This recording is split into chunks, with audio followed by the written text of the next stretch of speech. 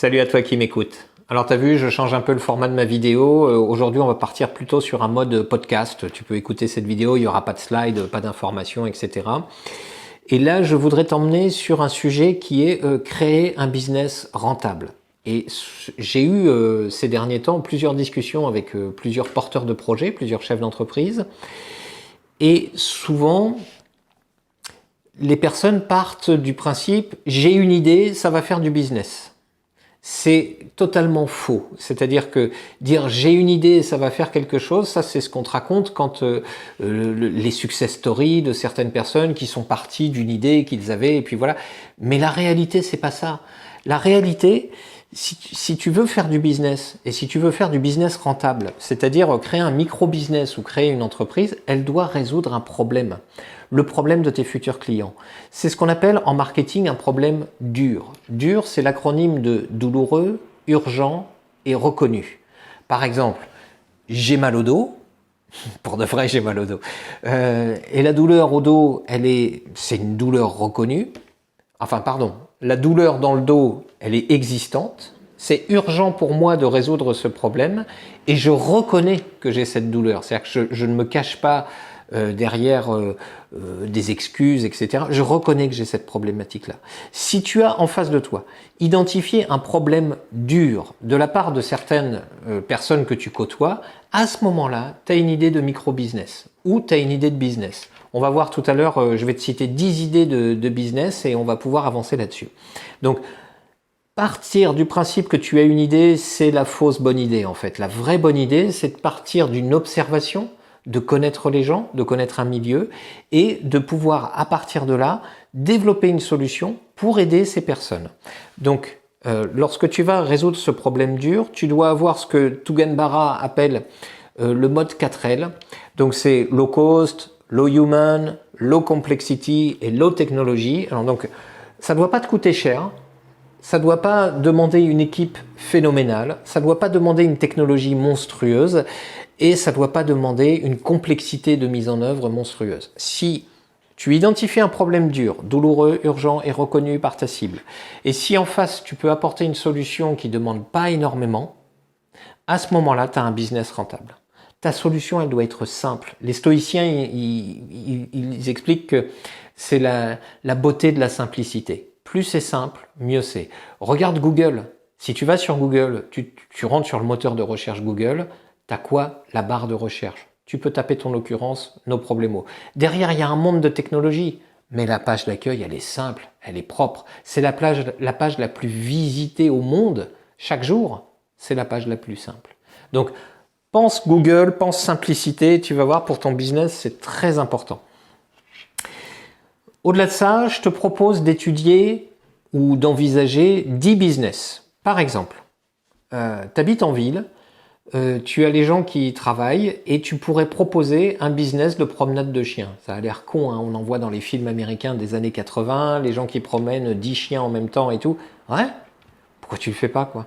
C'est du temps que tu loues aux personnes. Les personnes te confient leur animal, tu t'en occupes, tu peux déployer une gamme de services, tu peux développer ça simplement si tu as du temps pour faire ça. Si tu as la possibilité de créer ce genre de solution pour des gens autour de chez toi, il te suffit de faire des flyers dans ton quartier et c'est bon, c'est OK.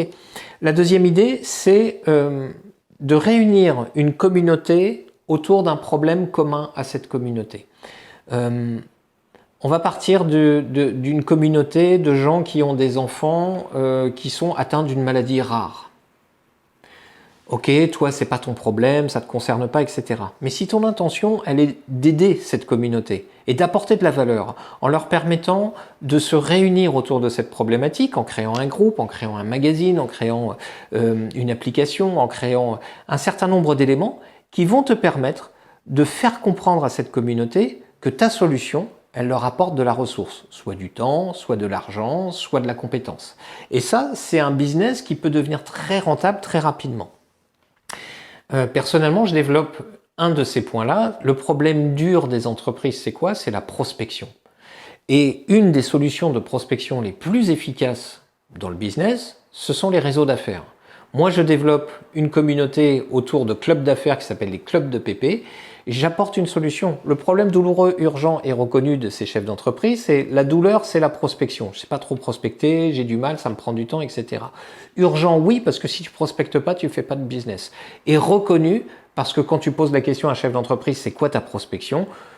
Les réponses sont plus ou moins variées, plus ou moins efficaces. Et donc, de leur proposer une solution all-in-one, c'est-à-dire tout en un, au travers d'une solution club d'affaires, ça peut leur permettre de générer du business. Et crois-moi, moi qui je viens d'ouvrir mon deuxième club d'affaires, bientôt 3, etc., le business se déclenche. Franchement, j'ai un adhérent ce matin qui m'a dit, bah écoute, suite à la première réunion, je viens de payer mes cotisations pour 10 ans avec le business que je viens de faire. Voilà, ça c'est un business que tu peux développer. Si tu as envie de développer ça avec moi, n'hésite pas de souci.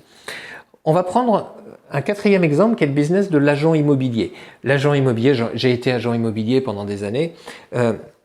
L'agent immobilier, tu peux aujourd'hui développer, tu fais une micro-entreprise, tu t'inscris au RSAC, au registre spécial des agents commerciaux en tant qu'agent commercial, et là tu vas pouvoir développer un business en t'abonnant à une plateforme, ça peut être Imo machin, etc. et tu deviens commercial pour Imo machin, et en fait tu es une entreprise individuelle, tu développes ton business. Ok, mais aujourd'hui, si tu regardes bien, des agents immobiliers, il y en a partout.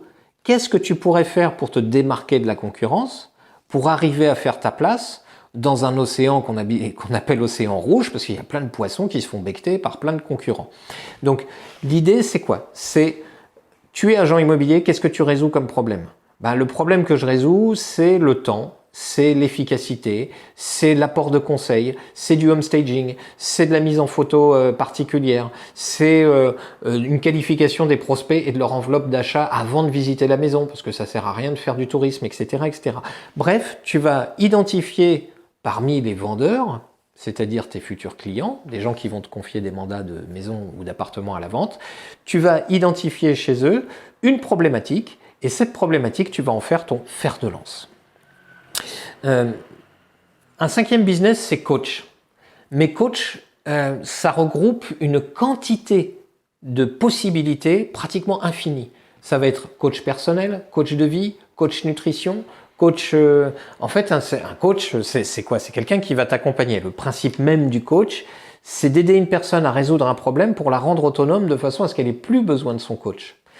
Aujourd'hui, tu peux aussi, ce que je fais moi, abonner tes clients entreprises à du coaching récurrent. Du coup, c'est plus du coaching. Moi, j'appelle ça du consiglieri.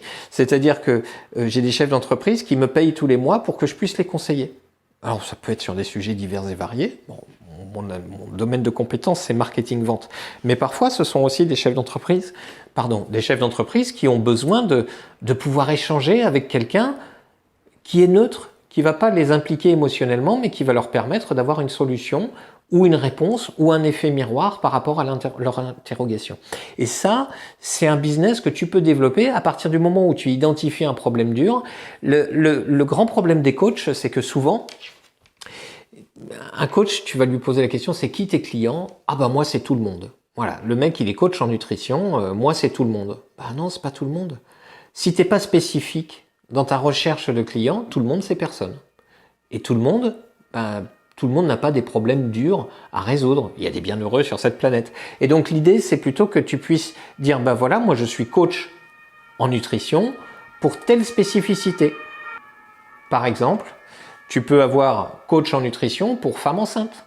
Là, ok, on est bon. Et là, tu vas pouvoir te créer un réseau, tu vas pouvoir créer un business rentable. Tu dois être spécifique et niché. Si tu n'es pas spécifique et niché, à ce moment-là, tu es trop vague, trop ce qu'on appelle mainstream, c'est-à-dire dans le grand courant, et en fait, tu vas te noyer parce que en face de toi, tu as des gens qui ont plus de moyens que toi. Une septième idée, c'est un drive to store. C'est quoi le drive to store? C'est un terme marketing qui dit c'est un conduire jusqu'au magasin. En fait, tu peux apporter des solutions à des commerçants, à des entreprises, en leur apportant une solution de prospection tout numérisé, automatisé pour eux. Par exemple, moi je développe un système qui s'appelle Econolocal, avec que des cas dedans, et c'est en test actuellement sur Périgueux. C'est un magazine numérique qui s'appelle Vente Privée Périgueux. Les entreprises font des promos dans ce magazine, et moi j'abonne dans un rayon de 50 km autour de Périgueux des gens qui sont des résidents, c'est conforme au RGPD, etc.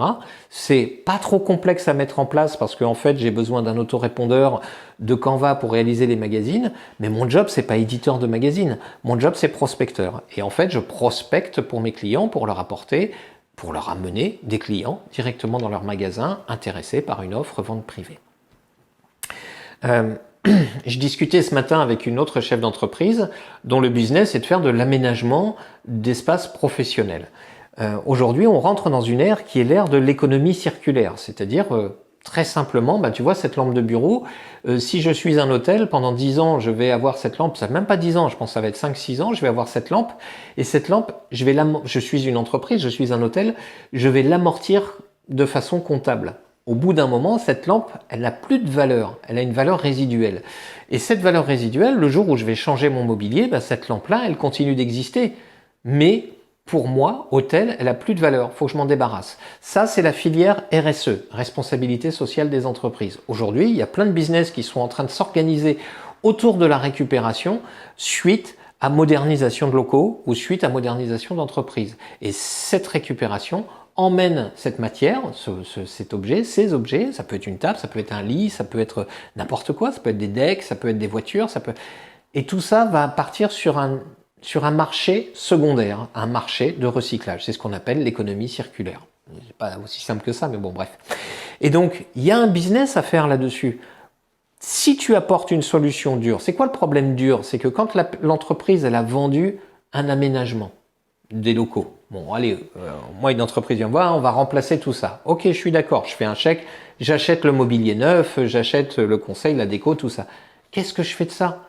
C'est quoi mon problème dur en tant que client? Mon problème dur, c'est que ça, j'ai pas envie d'être emmerdé et je veux que ce soit mon fournisseur, l'entreprise qui me change mon mobilier, qui récupère ça. Ok, je suis l'entreprise maintenant qui a installé ça. Mon problème dur, c'est que mon projet d'entreprise, c'est d'aménager des nouveaux locaux, c'est pas de recycler du vieux matériel. Et c'est là que ton business, il peut intervenir, en disant je suis support pour vous et je vous permets de faire ça. C'est un sujet que j'ai pas développé, mais que je peux facilement développer. Si ça t'intéresse, appelle-moi parce que franchement, c'est un truc on peut développer des choses très intéressantes. Crois-moi, il y a des filières pour ça. 9e idée, créer des applications pour les entreprises. Aujourd'hui, il existe plusieurs plateformes. Alors, je vais te citer Adalo parce que c'est celle que j'utilise moi pour développer en ce moment. Mais j'ai un problème de riche, j'ai un problème de temps. J'ai pas le temps pour tout faire. Aujourd'hui, si tu veux développer un business, tu peux développer un business autour de plateformes type Adalo. En fait, c'est quoi? C'est un site internet qui va te permettre de créer des applications smartphone. Ça repose sur de la base de données et des écrans en interface. Faut avoir une petite appétence pour ce genre de choses, mais si tu te spécialises sur cette plateforme, avant une entreprise, et aujourd'hui encore, une entreprise, quand elle te dit je veux faire une application, ça coûte 5 à 15 000 balles. C'est pas vrai, ça coûte pas ce prix-là. Ça coûte du temps que toi tu vas développer, mais la plupart du temps, les entreprises, elles cherchent quoi? Un site internet bis et une prestation, donc elles veulent pas un truc complexe. Et aujourd'hui, ces plateformes-là te permettent de faire ce qu'on appelle du no-code. Donc une fois que tu as compris la plateforme et comment ça fonctionnait, tu peux y aller, quoi. Tu peux vendre tes solutions et aller voir les entreprises pour leur dire je fais de l'application smartphone pour votre entreprise. Et là, on est bon là, parce que là, tu vas avoir du monde qui va être intéressé. 10e idée de business, la conciergerie. On tourne autour du temps, c'est-à-dire que les riches ont un problème, c'est le problème du temps. Et donc, tu pourrais développer un système de conciergerie où tu identifies un problème dur commun à plusieurs chefs d'entreprise dans ton secteur et tu résous ce problème. Tu leur apportes une solution de conciergerie. Ça peut être une solution de je m'occupe d'aller chercher tes gamins à l'école je m'occupe de créer un service RH all-in-one, c'est-à-dire que par abonnement, toi en tant que chef d'entreprise, je m'occupe de ta RH. T'as pas besoin de demander à ton comptable qui va te refacturer une blinde, etc. Tu t'abonnes à mes services. Quand on a besoin, je suis là. Voilà. Et donc, ça peut être une lettre d'engagement, ça peut être un contrat de travail, ça peut être une mise aux normes RSE, ça peut être des tas de choses. Et en fait, si tu es consultant RH, tu peux créer un abonnement pour les entreprises. Tu peux créer un business rentable. L'important, ce que tu dois retenir, c'est que si tu prononces la phrase « j'ai une idée de business », mais que en fait tous tes clients c'est n'importe qui, c'est pas une bonne idée de business. Par contre, si tu dis j'ai identifié un problème chez les gens et ce problème, bah, ça fait beaucoup de clients potentiels à qui je pourrais résoudre ça, là tu commences à avoir une véritable émergence d'un business rentable. La deuxième chose, c'est que tu vas devoir cibler. Si tu cibles correctement tes prospects, ben, si tu as identifié leur douleur et que tu as les cibles à qui adresser ton message, bah c'est cool parce que tu vas leur envoyer le message en disant « Et les gars, je résous ce problème-là, ça vous intéresse ?» C'est aussi simple que ça. Hein. Si ton entreprise résout un problème dur de ton client, c'est OK.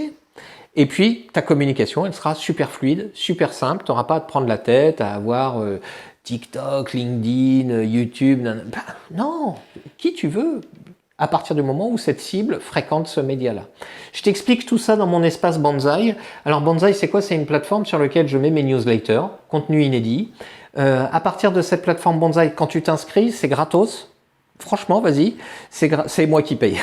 Et quand tu t'inscris, tu vas recevoir un PDF, un guide de 20 pages qui te permet de créer ta propre méthode de prospection adaptée à ton business. Donc en plus, ben voilà, si ça t'a inspiré et que tu cherches des solutions, tu peux déjà commencer à réfléchir comment cibler, comment adapter, comment créer ton offre. La deuxième chose, c'est que tu vas recevoir régulièrement des newsletters. Et la troisième chose, c'est que tu peux intégrer un groupe WhatsApp que j'ai créé. Et dans ce groupe WhatsApp, ben, on échange là-dessus et là aussi je publie des contenus inédits. Alors cela c'est que pour les membres de mon groupe, tu trouves ça nulle part ailleurs et ce sont des infos que je te donne, des partages, etc. et qui te permettent de pouvoir grandir avec moi.